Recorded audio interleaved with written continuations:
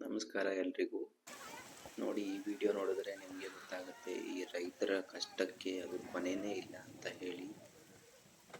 ಈ ಸರಿ ಮಳೆ ತುಂಬ ಇತ್ತು.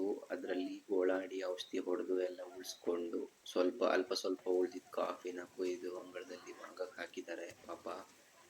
ಆದರೆ ಅಕಾಲಿಕ ಮಳೆ ಹೆಂಗಂದ್ರೆ ಸಡನ್ ಆಗಿ ಮೋಡ ಆಗಿ ವಿತಿನ್ 1 ಅವರಲ್ಲಿ ಸರಿಯಾಗಿ ಒಂದು ಜೋರಾಗಿ ಮಳೆ ಬಂದಿದೆ.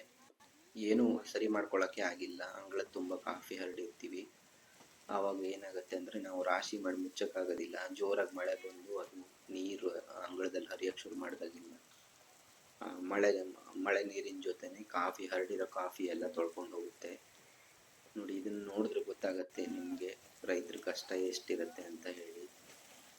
ಇದನ್ನ ಯಾರಿಂದನೂ ತಡೆಯೋಕ್ಕೂ ಆಗೋದಿಲ್ಲ.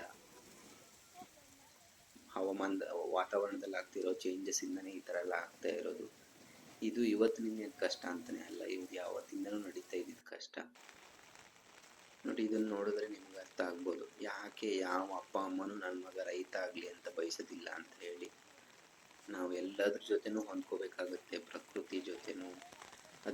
ನೋಡಿ, ಈ ಥರ ತೊಳ್ಕೊಂಡು ಹೋದರೆ ಅದ್ರಲ್ಲಿ ಕಸ, ಮಣ್ಣು, ಕಲ್ಲು ಎಲ್ಲ ಸೇರ್ಕೊಳ್ಳುತ್ತೆ. ಅದನ್ನ ಕ್ಲೀನ್ ಮಾಡೋಕ್ಕೂ ಬರೋ ರೇಟಿಗೆ ಅದಕ್ಕೆಲ್ಲ ಕ್ಲೀನ್ ಮಾಡೋಕ್ಕೆ, ಅದಕ್ಕೆ ತೊಳೆಯೋಕ್ಕೆ ಎಲ್ಲದಕ್ಕೂ ಸರಿಯಾಗಿ ಹೋಗುತ್ತೆ.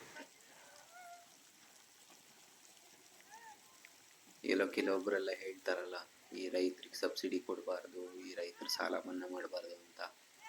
ಈ ಕಷ್ಟಗಳನ್ನೆಲ್ಲ ನೋಡಿದ್ಮೇಲೂ ಅವರೆಲ್ಲ ಆ ಥರ ಹೇಳ್ತಾರ?